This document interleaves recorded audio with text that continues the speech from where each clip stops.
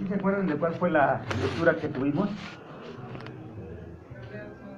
¿De qué habla?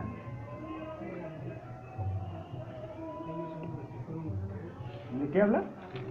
Todos los hombres que de alguna manera sufrieron, dice que algunos fueron aserrados, operados. ¿Verdad? Habla de aquellos grandes hombres de fe, ¿sí? Que por la fe dice que taparon, ¿qué? Bocas de leones, apagaron fuegos, recibieron a sus hijos por resurrección, etcétera, etcétera. Nosotros vemos, hermanos, que en el Antiguo Testamento, desde el Antiguo Testamento, Dios puso una virtud en los hombres que se llamó ¿cómo? Fe. Fe, hermanos. Y ahora en el Nuevo Testamento, en el tiempo del Nuevo Testamento, esa virtud sigue vigente. Todo depende de nosotros, de que hagamos uso de esa virtud, de ese don, y sigamos adelante, a pesar de todas las cosas, a pesar de este calor tan fuerte, a pesar de este ruido tan estridente, a pesar de muchas cosas, tenemos que seguir adelante. Tome su lugar, hermano, por favor.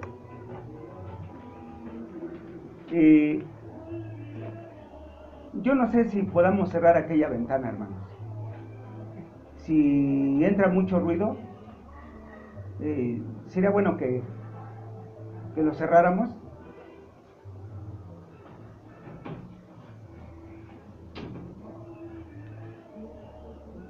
Entonces, miren, si yo les preguntara a cada uno de ustedes ¿qué es la fe? ¿Qué contestaríamos? Lo que ya no sabemos de memoria, ¿sí? Pero, ¿realmente qué es eso? La sustancia de las cosas que se esperan, la convicción de las que, ¿no? Pero, ¿eso qué es? Yo les quiero dar una definición que para mí también es muy válida. La fe es la aceptación de la salvación para el hombre, según la voluntad de Dios en Cristo Jesús. ¿Sí estará bien esa definición? Es la aceptación de la salvación para el hombre, según la voluntad de Dios en Cristo Jesús. Mire, ¿por qué lo digo? Porque aquellos grandes hombres de fe conocieron a Jesucristo como tal, pues no. ¿Qué los movía entonces a obedecer a Dios? Una esperanza, ¿verdad? Y aparte de esa esperanza, era un llamado que Dios les hacía directamente. ¿O hubo algún profeta el cual se levantó por su propia voluntad y que dijo, bueno, yo así, así, así? Cada hombre que se levantaba como profeta era inspirado de Dios. Era porque Dios le hablaba. Y porque en eso consistía su fuerza, su fortaleza y su confianza. Estaba oyendo la voz de Dios y que le estaba diciendo, mira así, mira para acá, mira para allá, mira para arriba, mira, ¿sí? Y eso era lo que lo sostenía. Y él lo compartía al pueblo. Y el pueblo reconocía a aquel hombre como un profeta de Dios, como un hombre que tenía la palabra de Dios para comunicársela a ellos. Y eso era lo que los sostenía. Tanto es así, hermanos, que cuando el Señor Jesucristo llega, no lo reciben. No lo reciben como aquel profeta al cual el Señor les había anunciado desde los tiempos de Moisés. Mire, vamos a ver el Evangelio de Mateo. El Evangelio de Mateo, en su capítulo 3, Mateo 3.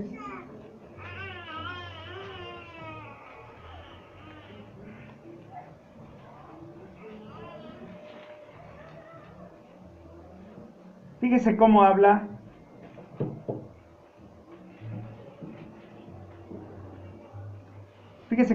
este capítulo, Mateo 3, 1 al 3. Dice así la palabra de Dios. Y en aquellos días vino Juan el Bautista predicando en el desierto de Judea y diciendo: arrepentíos, que el reino de los cielos se ha acercado. Porque este es aquel del cual fue dicho por el profeta Isaías, que dijo: voz de uno que clama en el desierto, aparejad el camino del Señor y enderezad sus sendas. Eso fue lo que Juan el Bautista habló. ¿De quién? Habló de sí mismo. Esto era lo que el profeta Isaías, 700 a 750 años de la aparición del Señor Jesucristo, había anunciado: que se iba a levantar uno, el cual iba a preparar el camino para que llegara aquel Mesías esperado. ¿Sí? Arrepentíos, que el reino de los cielos se ha acercado. Porque este es aquel del cual fue dicho por el profeta Isaías, que dijo: voz de uno que clama en el desierto, preparad el camino del Señor. Cuando le preguntaron a él: ¿tú eres el Mesías? Dijo: no. ¿Tú eres Elías? No. ¿Tú eres? No. ¿Entonces quién eres?, le preguntaron a Juan. ¿Y por qué le preguntaban eso, hermanos? Porque ellos sabían que tenía que llegar un Mesías, pero un Mesías que los sacara de aquella esclavitud física. Eso es lo que ellos esperaban, ¿no es cierto? Ellos esperaban un Mesías así, con poder, con ejército, con fuerza, con renombre. Cuando ven que era un hijo de un carpintero, ¿cómo va a ser posible esto? ¿Verdad? Entonces, vea usted lo que dijo Marcos con relación a este mismo Mesías. Marcos 1,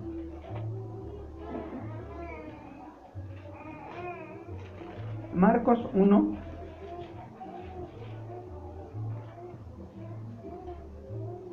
...14 y 15...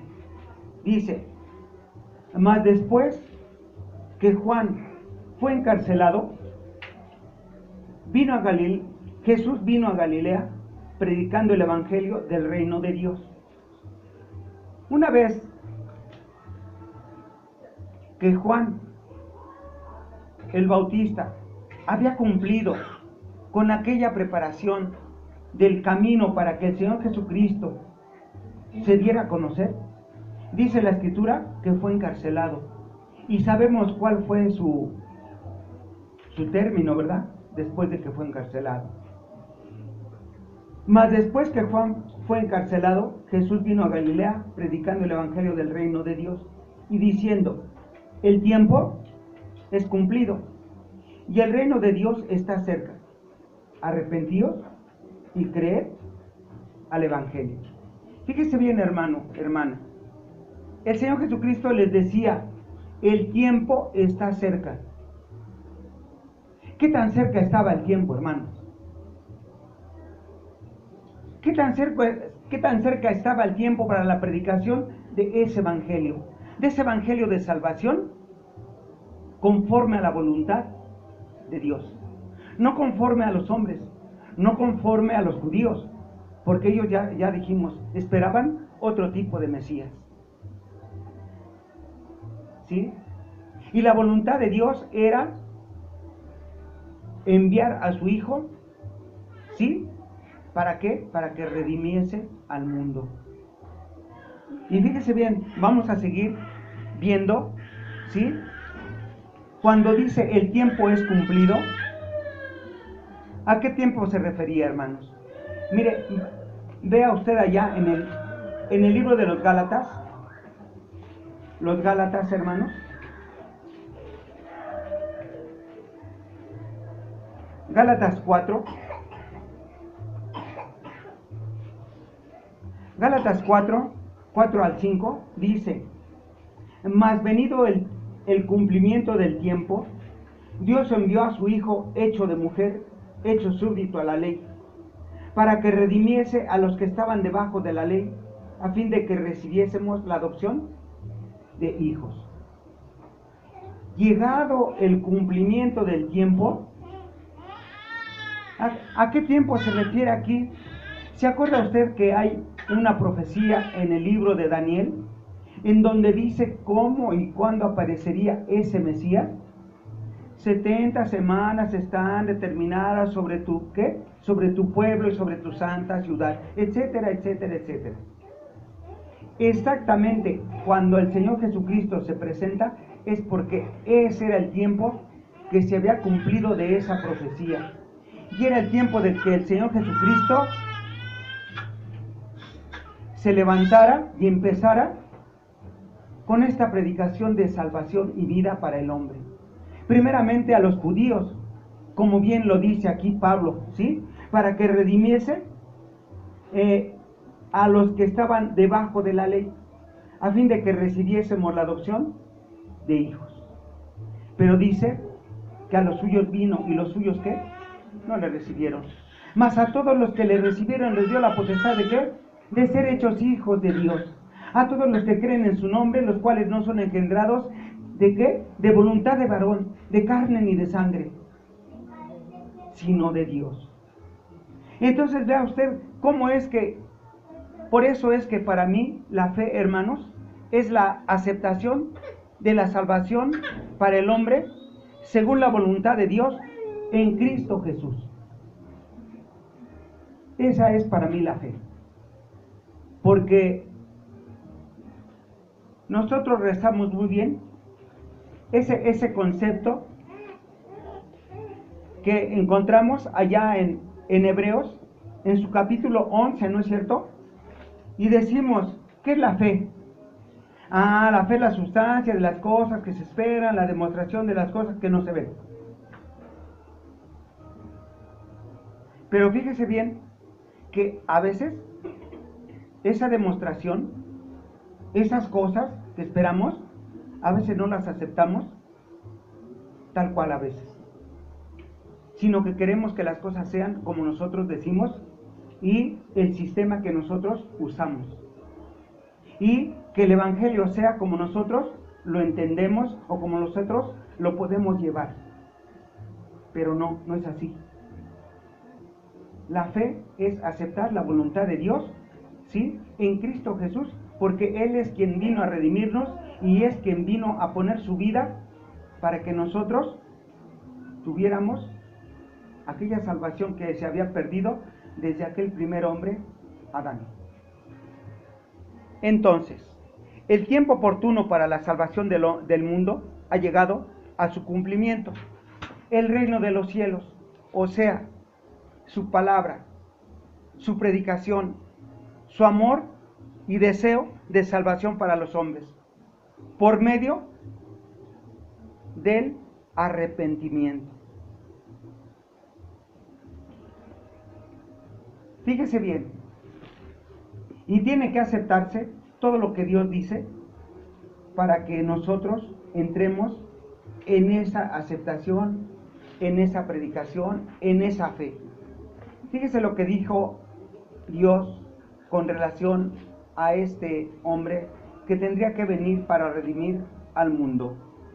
Estoy leyendo Deuteronomio 18, 15. Dice así: profeta de en medio de ti, de tus hermanos, como yo, te levantará Jehová, tu Dios. A él oiréis. A él oiréis. Y nuestra confianza debe de estar en él. Ahora él no nos va a hablar cuando estemos dormidos o cuando vayamos caminando, como a los profetas, como dicen aquellos cristianos nominales, ¿sí? Que van caminando por la calle y de repente escuchan la voz que les habla y que les dice que mira, que fíjate. ¿Dónde dice la Biblia que es así? El Señor Jesucristo dijo claramente, las palabras que yo les he hablado son ¿qué? Espíritu y son vida. Las palabras que yo les he hablado son espíritu y son vida. No hay otra forma de escuchar la voz de Dios más que por medio de este santo libro. Y este santo libro nos está llevando paso a paso a saber qué es lo que nosotros tenemos que hacer y qué es lo que nosotros no tenemos que hacer.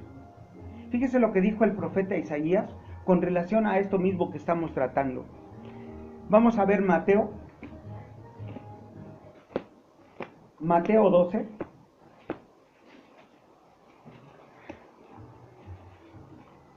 Mateo 12, hermanos, por favor. Mateo 12, 18.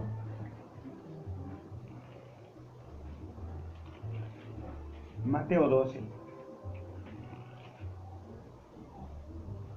18 al 22.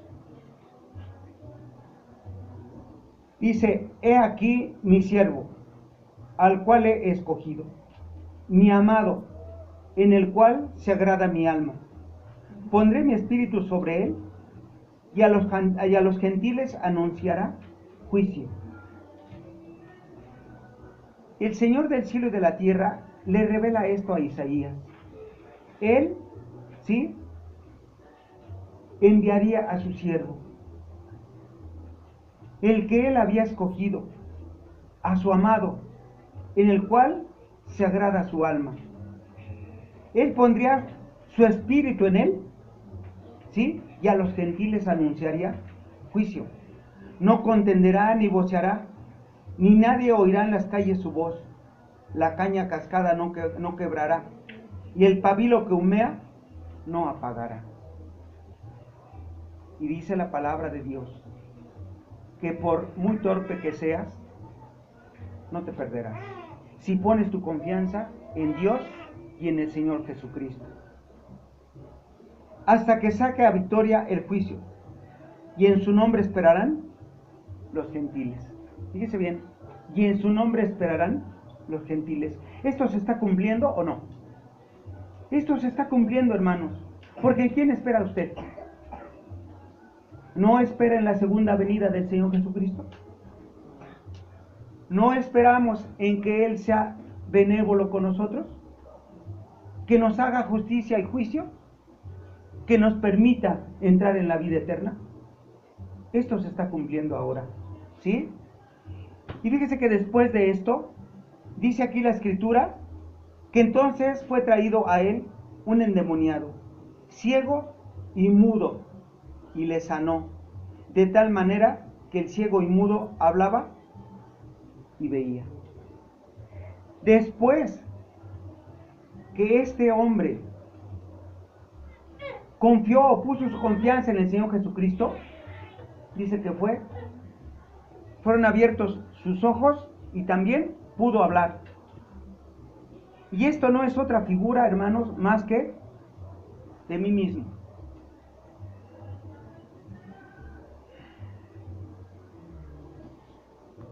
Cuando yo estuve ciego y mudo, el Señor Jesucristo vino a mí, me habló y me hizo ver y me hizo hablar. Tanto es así que estoy aquí delante de ustedes, sin merecerlo. Vea usted si la palabra de Dios se cumple o no. Y en él esperarán los gentiles. Pero esto es importante que nosotros lo veamos desde el punto de vista de la fe. Si nosotros ponemos esa fe sólida en nuestra vida y le damos oídos a la voz de Dios y aceptamos a su amado Hijo, Él quitará nuestra ceguera y nos hará hablar palabras de vida. Pero si de veras tenemos fe. Y si ponemos la fe por obra, no nada más como una mera fórmula. Es pues la fe, la convicción, lo que espera. No, espérame. ¿Y eso qué quiere decir? ¿Cómo estás tú viviendo en eso que llamas tu fe? Entonces, el reino es ante todo salud, paz y salvación. Y ante su anhelada llegada, la respuesta del hombre es la fe. La aceptación de este anuncio de salud, de salvación y de paz. Fíjese lo que dice Juan 14, 27. ¿Qué decía el Señor Jesucristo allá en este verso? Juan 14, 27. Dice, ¿alguien lo puede leer? La paz os dejo, mi paz os doy. Yo no os la doy como el mundo la da. No se turbe vuestro corazón, ni tenga miedo. Gracias. ¿Qué fue lo que vino a dejar el Señor Jesús? La paz os dejo, la paz os doy. No como el mundo la da, yo la doy. No se turbe vuestro corazón, ni tenga miedo. Mire, la paz que da el mundo es una paz efímera. Si usted tiene mucho dinero, su paz va a durar mientras dure su dinero. Si usted tiene un buen trabajo, su paz posiblemente durará mientras no lo corran, etcétera, etcétera. Pero la paz que da el Señor Jesucristo es la que nos mantiene aquí. Ya lo hablaba nuestro hermano en la mañana, que a falta de esa paz, la gente está muriendo en este tiempo. ¿Sí se acuerda de la predicación de la mañana? Y exactamente eso es lo que quiere evitar el Señor Jesucristo. La paz os dejo, mi paz os doy. No como el mundo la da, yo te la doy. Pero ¿sabes qué? Que Él dice, si me amáis, guarda mis mandamientos. ¿Cuáles mandamientos, hermano?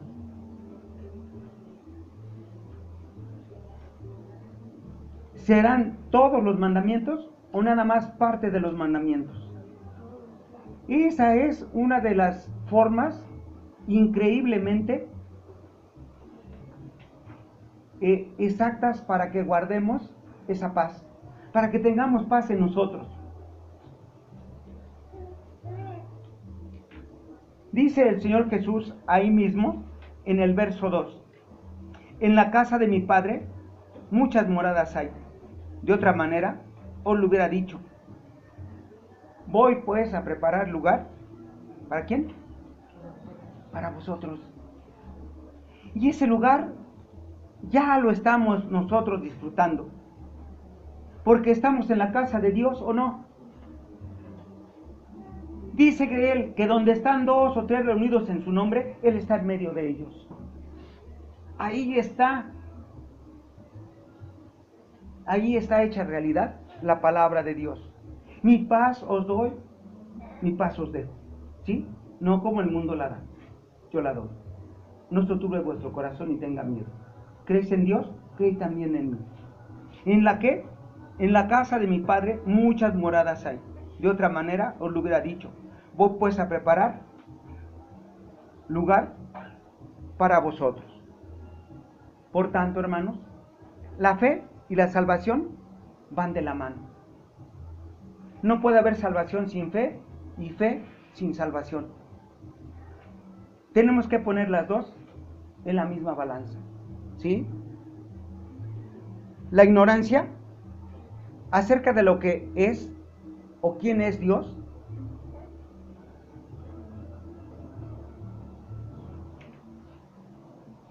no debe ser la ruta que nos acerque a la fe, sino la convicción, la garantía de obediencia a su palabra. O sea, cuando digo la garantía, me estoy refiriendo a esa confianza, a esa seguridad de que si nosotros ponemos esa garantía por delante, esa confianza en su palabra, vamos a tener verdaderamente el conocimiento de Dios y vamos a tener verdaderamente esa paz, ¿sí? Si nosotros lo hacemos así, vamos a tener la comprensión correcta y el conocimiento correcto de Dios y vamos a poder caminar por donde Él nos está pidiendo que vayamos. No porque desconozcamos, por miedo, nos encomendemos a Dios y digamos, ay Dios mío, mira que... No, como cuando no lo conocíamos. En cualquier problema, dilema, etcétera que teníamos, ay Diosito, mira que... ¿Sí? Era ignorancia, era desconocimiento, era miedo. Pero ahora debe de ser una confianza plena porque le estamos conociendo. Mire, allá en Juan 17:3 dice la palabra de Dios: esta empero es la vida eterna, que te conozcan al solo Dios verdadero y a Jesucristo al cual has enviado. Esta es la vida eterna. No que te acerques a Dios por miedo, o por desconocimiento, o por duda, no, que te acerques a Dios porque tengas el pleno conocimiento de su bendita palabra y de sus promesas. Y que eso sea el motor de tu fe. Eso es muy importante. Ahora, fíjese bien, hermano. ¿Podríamos nosotros cuestionarnos? Pues sí, podríamos cuestionarnos. ¿Cómo estamos viviendo nuestra fe? ¿Cómo estamos viviendo nuestra fe?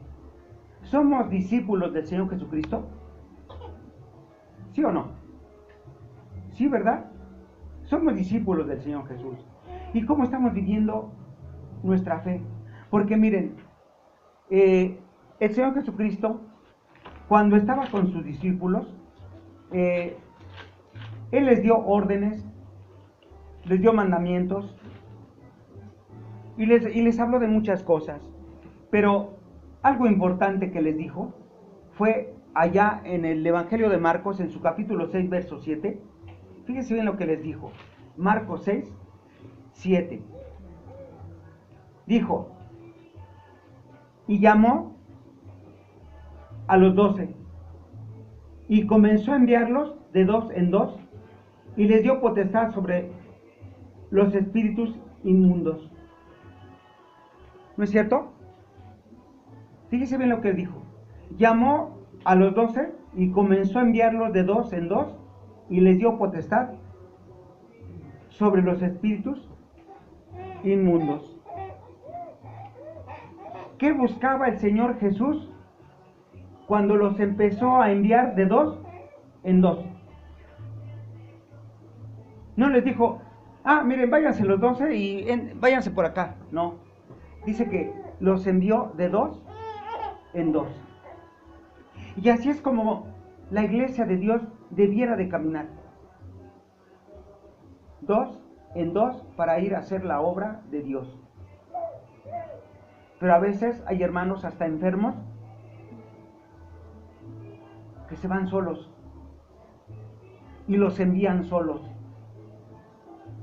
¿Quién les dice que nuestro hermano en algún momento se pone enfermo y puede hasta parar en un hospital o puede hasta morir? Esta fue la enseñanza del Señor Jesús y lo que nosotros también debemos de entender. Dice, y los envió de dos en dos, ¿sí? Y les dio potestad sobre los espíritus inmundos. Cuando Jesús envía a sus discípulos de dos en dos a anunciar las buenas nuevas por las aldeas de Palestina, hermanos, busca medir su fe. Porque ya no iba a estar su maestro con ellos. Ya no iba a estar aquel hombre que les iba a resolver todas las situaciones. Estaba probando su fe, estaba midiendo hasta dónde era la vocación que tenían estos hombres. La dimensión de su vocación en su vida. Eso era lo que quería probar. Cuando los sacan de sus familias, ¿se acuerda usted que pasando por la mar y estaba allí en una barca quién? Pedro, ¿no es cierto? ¿Y qué le dijo? Ven, sígueme, yo te haré pescador de hombres. Aquel hombre, hermanos, ¿ustedes creen que no estaba en su comodidad? Tenía un trabajo que hacer, un trabajo que realizar, sí, pero era un trabajo cotidiano, que él sabía hasta dónde llegar y hasta dónde regresarse, y de dónde regresarse. Entonces, lo saca de ahí, ¿sí? Dice que lo saca de sus familias, de su profesión, de su barca o de su mesa de cambio. Es porque quiere desprenderlos de las circunstancias materiales que le rodean, demasiado limitadas o limitantes para su vocación.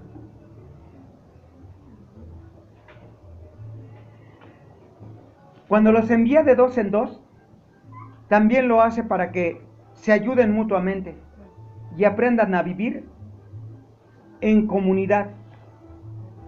Fíjese bien, los envía de dos en dos para que aprendan ¿a qué?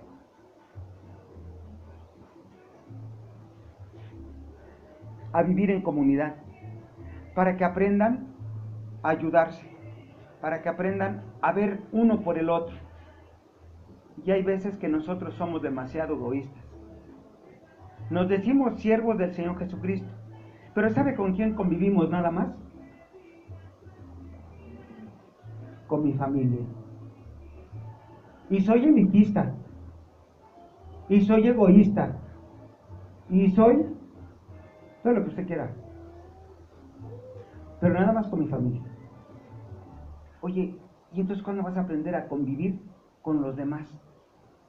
¿Cuándo vas a aprender a desprenderte de lo tuyo y compartirlo con los demás? Eso es algo bien importante, hermanos, que a la fecha todavía se vive y se ve en las iglesias. Y no digo en esta, sino en todas. Un grupito por acá, otro grupito por allá, unos hermanos por aquí, otro, y no se integran, no nos integramos. ¿Por qué? Solamente Dios y nosotros sabemos. Pero sería muy bueno que empezáramos a ver cómo estamos viviendo nuestra fe. La predicación en la mañana, yo creo que nos debió de haber invitado a reflexionar. Las cosas que se vienen más fuertes, hermanos. Si ustedes no se han dado cuenta, la cristiandad ya se está integrando, ya está siendo una sola iglesia. ¿Cuánto tiempo faltará para que el Papa sea la cabeza de esa iglesia y empiece la persecución a aquellos que no se someten a la voluntad de ese hombre? ¿Cuánto tiempo, hermanos? No lo sabemos. Pero ¿cómo nos va a tomar a nosotros esa situación? Si yo tengo un problema aquí con estas personas y me voy a refugiar a la casa de X, no, este no es de nosotros, este no es de la élite, ¿no? O que alguien venga y me diga, oiga, hermano, fíjese que necesito que me ayude así. No, pues si usted no es de los míos, estamos en la iglesia, pero pues cada quien por su lado. ¿Será así, hermanos? ¿O tendrá que ser así? Los envía de dos en dos para que aprendan a vivir en comunidad, para que aprendan a verse uno por el otro.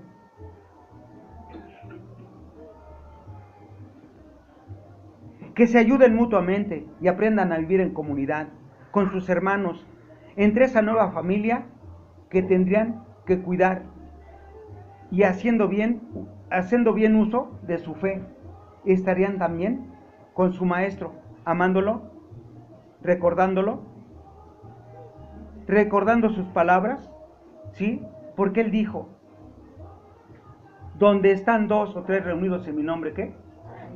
Yo estaría allí en medio de ellos.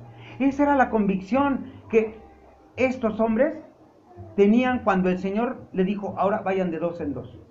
Yo no sé si le dijo tú con él, o no lo sé, la Biblia no lo dice. pero los mandó de dos en dos. A lo mejor mandó a uno que no se llevaba con el otro, para que aprendieran a qué, a sobrellevarse. Y yo creo que así debería de ser.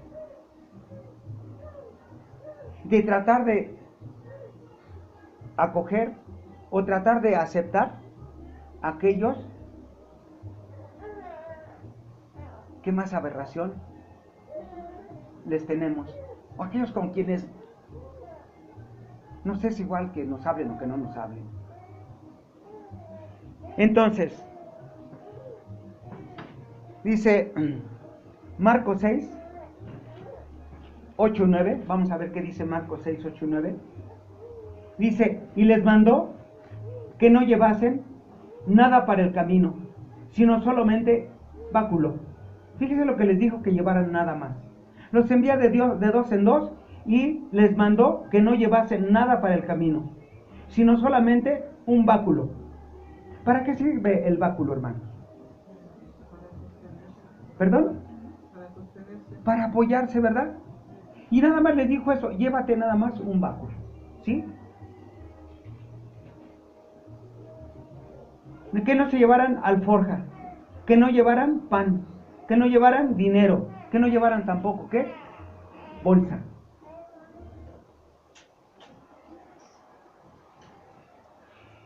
Más que calzasen, ¿qué? Sandalias y no vistiesen dos túnicas. ¿Cómo los mandó? Los mandó con la tarjeta American Express, con la tarjeta de Banamex, con la de... así, y con el mejor traje. ¿Y saben qué? Llévense acá su maleta con 2, 3 trajes y váyanse así y llévense, ¿sí? Fíjese bien, hermano. Los mandó ¿cómo? Así, sin nada, hermanos, sin nada. Entonces, aquí es donde toman forma las palabras de la definición que estamos dando al principio. Fe es la aceptación de la salvación para el hombre según la voluntad de Dios en Cristo Jesús. Si el Señor Jesucristo los estaba enviando de dos en dos y les estaba diciendo no lleven alforja, no lleven dos túnicas, llévense nada más las sandalias, llévense un báculo. Oye, Señor, pues ¿cómo me mandas así? No sé hasta dónde. ¿Y qué voy a comer? ¿Y cómo me voy a cambiar? ¿Cómo voy a hacer? Entonces, ¿dónde está la fe? ¿Ya ve cómo es que necesitamos ese tipo de fe para poder seguir adelante? No te lleves nada para el camino, sino solamente báculo, no alforja, ni pan, ni dinero en la bolsa, más que calcen sandalias y no vistan dos túnicas. Entonces, los envía también sin dinero, sin pan, sin alforja, sin dos túnicas, sin otro calzado. ¿Era para aligerar su equipaje? Posiblemente. Porque ¿cuánto carga alguien en la actualidad para hacer un viaje? Y más si es de ministerio. Ah, mira, pues como voy hasta allá, 2 trajes, las tarjetas, zapatos, corbatas, etc. Entonces,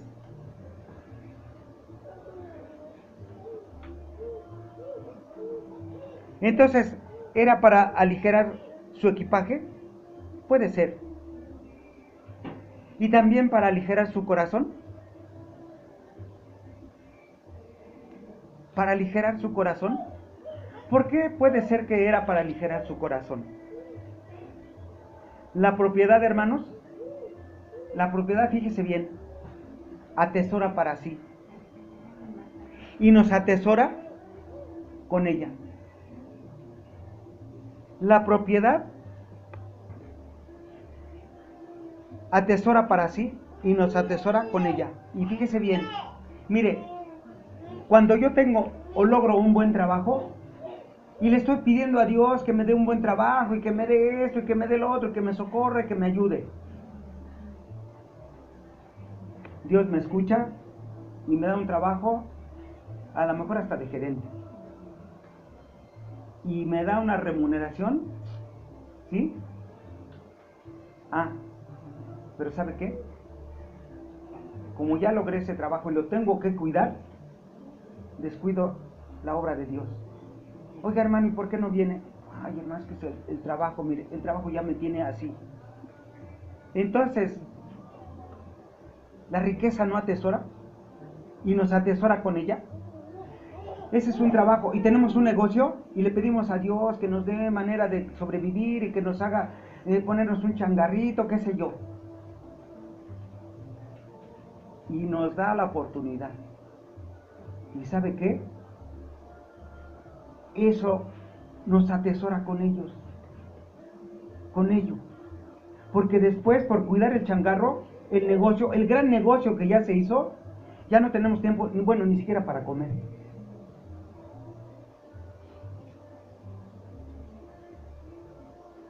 Entonces cuando el Señor les dice, no lleves 2 bolsas, no lleves alforja, no lleves dinero, no lleves nada, era para quitar eso de su corazón. Era para que no tuvieran esa preocupación de su dinero. Uno era Mateo, era recaudador de impuestos, ¿no? Yo creo que ganaba algo, ¿o no? O nada más recaudaría así. Era un trabajo, ¿no? Un trabajo remunerado, ¿no es cierto? Pablo también tenía su trabajo, pero ¿saben qué? Aquí la Biblia nos dice y nos enseña que ninguno de ellos, ¿sí?, se fue por el lado de la riqueza. Mire, Mateo 19.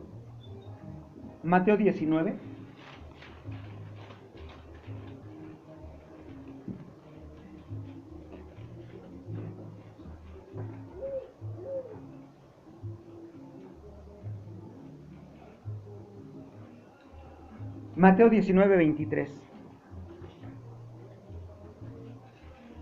Entonces Jesús dijo a sus discípulos, de cierto os digo, que un rico difícilmente entrará en el reino de los cielos. Mas os digo, que más liviano trabajo es pasar un camello por el ojo de una aguja, que entrar un rico en el reino de Dios. Mas sus discípulos, oyendo estas cosas, se espantaron en gran manera, diciendo, ¿quién pues podrá ser salvo? ¿Tendrían muchos bienes los discípulos? ¿O por qué decían eso? Mas sus discípulos, oyendo estas cosas, se espantaron en gran manera, diciendo, ¿quién podrá ser salvo? Y mirándolos Jesús les dijo, para con los hombres, imposible es esto, mas para con Dios todo es posible. Entonces respondiendo Pedro, le dijo, fíjese bien lo que le dijo Pedro, y fíjese lo que le contesta el Señor Jesús. Entonces respondiendo Pedro le dijo, he aquí, nosotros hemos dejado todo y te hemos seguido. ¿Qué pues tendremos? Por todos esos sacrificios que tú nos has hecho pasar y que nos dijiste que no lleváramos alforja, que no lleváramos dinero, que no lleváramos... Y nos hemos... ¿Ustedes creen que ellos hayan padecido de hambre? Cuando les dijo, no lleven esto, no lleven dos, hayan padecido de frío, ¿sí? ¿Quién los cuidaba? Pues el Señor, ¿sí? Y Jesús les dijo, de cierto os digo, que vosotros que me habéis seguido en la regeneración, cuando se sentará el Hijo del Hombre en el trono de su gloria, vosotros también os sentaréis sobre 12 tronos para juzgar a las 12 tribus de Israel. Y cualquiera que dejare casa, o hermanos, o hermanas, o padre, o madre, o mujer, e hijos, o tierras, por mi nombre, recibirá 100 veces tanto y heredará, ¿qué? La vida eterna. Fíjese bien, hermano, esta fe que ellos pusieron en lo que no veían, en lo que nunca vieron, esa fe era lo que los movía en su interior, como si lo estuvieran recibiendo. Eso era lo que les movía y lo que les convencía de actuar como actuaban con relación al mandamiento que el Señor Jesús les daba. Y esa fe, hermanos, debe también de actuar en nosotros, porque debe de ir modificando nuestra vida. Porque dice que hubo un hombre que se sostuvo, ¿qué? Como mirando a quién, al invisible. Y eso fue lo que le movió a caminar hasta llegar a donde el Señor le había dicho que tenía que ir. Hermano, hermana, ¿usted no está convencido de que también va a recibir la vida eterna? ¿Y de quién depende que reciba usted la vida eterna? ¿De mí? ¿De quién depende, hermanos? De cada quien. Entonces, esta promesa es la que nos debe de mover, de convencer, para que cada día seamos mejores. Nosotros que te hemos seguido y que hemos dejado, ¿qué? Madre, padre, negocios, etcétera, etcétera, etcétera. ¿Qué vamos a recibir? ¿Usted qué está esperando, hermano, hermana? ¿Que el hermano Salvador le reconozca? ¿Que el hermano Salvador le recompense? ¿Quién le va a recompensar? Ahora, ¿por qué debe usted de estar aquí al 100%? ¿Por el hermano Salvador? ¿Por el hermano Raúl? ¿Por el hermano quién? Usted debe de estar aquí al 100% por nuestro Señor Jesucristo, por las promesas que Él tiene para nosotros. Que eso es lo que está motivando nuestra vida hasta este momento, ¿o no?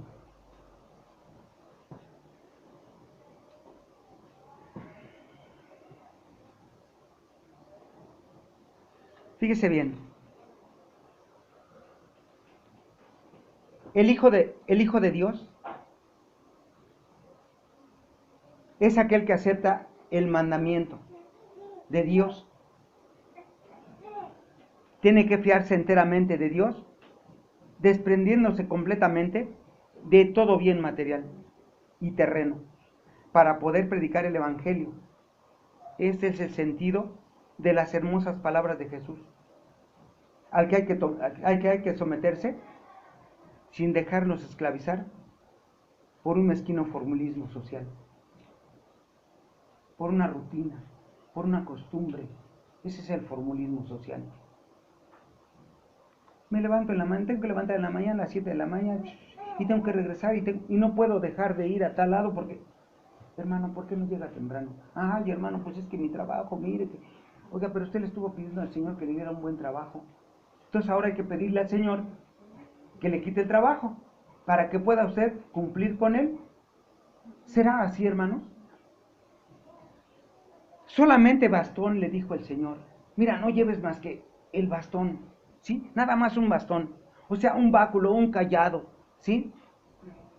Esto es un palo o un bastón que solían usar los pastores antiguos y tenía un gancho en un extremo para sacar las ovejas del lugar en que caían. Con el mismo guiaban al rebaño, les servía también para apoyarse o sostenerse. Fíjese bien cuántos usos tenía ese báculo, ese palo que le decía el Señor, ¿sí? Era para también apoyarse o sostenerse. Y esto puede ser una figura de la palabra de Dios, hermanos. Cuando el Señor Jesucristo les dice, nada más llévense un báculo, les está diciendo, ¿saben qué? Ustedes tienen que confiar única y exclusivamente o apoyarse exclusivamente en la palabra de Dios para poder realizar todo lo que yo les estoy mandando a hacer. ¿Usted ya identificó su báculo? ¿En qué se apoya usted, hermano, hermana? ¿En qué se apoya?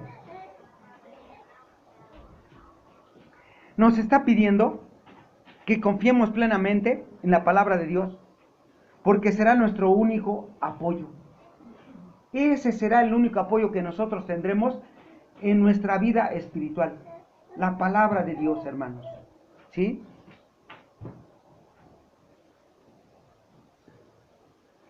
Un hijo de Dios, comprometido con la fe, es aquel que acepta el Evangelio, lo vive, lo predica, lo defiende y muere por él. Mire, Lucas 22, 31 al 33.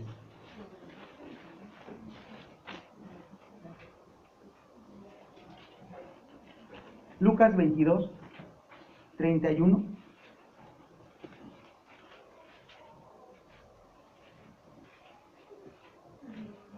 Dijo también el Señor, Simón, Simón, he aquí, Satanás os ha pedido para zarandearos como a trigo. Mas yo he rogado por ti que tu fe no falte. Y tú, una vez vuelto, confirma a tus hermanos. Y él le dijo: Señor, pronto estoy a ir contigo a una cárcel y a muerte. ¿Qué le dijo el Señor a Pedro? Vas a ser pedido para ser zarandeado, pero confía, ¿sí? Yo he pedido porque tu fe no falte. Y Pedro le dijo al Señor: mira, Señor, presto estoy a ir contigo, ¿a qué? A cárcel, a muerte y a todo lo que el Señor iba a sufrir. Nosotros vemos el resultado de esas palabras, pero esto nos debe de servir a nosotros para ver que cuando Pedro fue zarandeado, no regresó vacío, porque le dijo el Señor: una vez vuelto, confirma a tus hermanos. O sea, vas a ser zarandeado, vas a tener problemas, vas a tener situaciones, pero ¿sabes qué? Yo te voy a sostener. Y cuando regreses, vas a regresar más fuerte. ¿Y sabes qué? Entonces vas a hacer la obra para que verdaderamente seas entregado a la muerte por mí.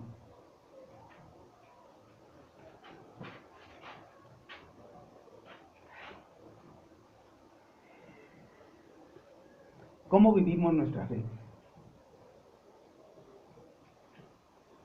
¿A qué estamos dispuestos a hacer por el Señor? ¿A muerte? ¿A cárcel? Cada quien sabe lo que hay en su corazón. Pase a vosotros, hermanos.